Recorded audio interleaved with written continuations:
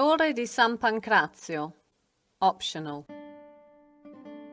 Keeping your back towards the ex-archaeological museum, you can observe the dominant mass of the Torre di San Pancrazio. The tower belongs to a defensive system built by the Pisans to contrast invasions by the Aragonese. It defended the northeast face of the quarter, while the other twin tower, Torre dell'Elefante, was on the opposite face. It was erected around 1305 by the Sardinian architect Giovanni Cappola. It is about 36 meters high and is built out of great blocks of white limestone, characterized by slits that allowed, when necessary, to target the enemy. Originally, the area was surrounded by a great wall and ditch.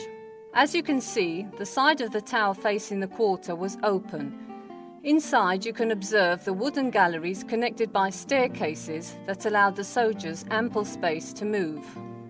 The side open today, as in the original project, was closed in 1328 by the Aragonese, because it was then used for various centuries as homes to officers and as a storeroom.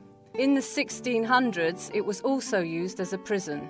At the beginning of the 1900s, the monument was restored to its original form. Today it is possible to visit the inside of the tower and enjoy the breathtaking view of the city from up top.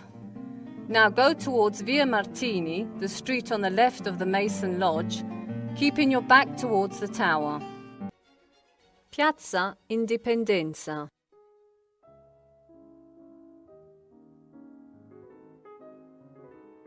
Surpassing the arch, you will arrive onto the ancient square of Piazza Indipendenza. On the right of the gate is a Renaissance building that once hosted the Archaeological Museum, before it was moved to the Cittadella dei Musei. It is a neoclassical building that on its facade has two sets of columns and other classical ornamental motifs. Originally, this is where the female prisons were, then the mint where coins were struck. Today the building is closed to the public. In the flower bed in front of the building is an opening through which there is an access to an underground well that brought water to the quarter.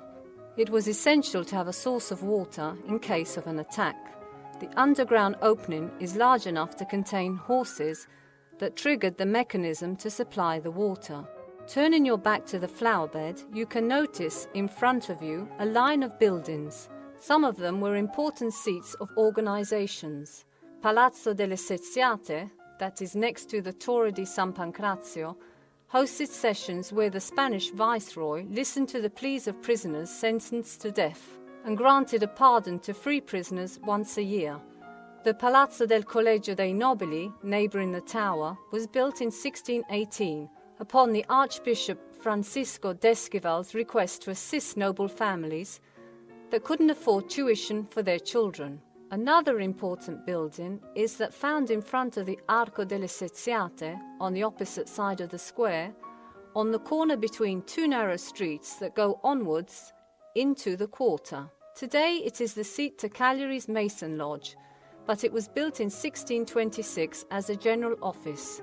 It was reconstructed after collapsing by engineer Edmondo Sangiust, Baron of Teolada, around the mid-1800s. It is in neoclassical style and has a monumental staircase entryway.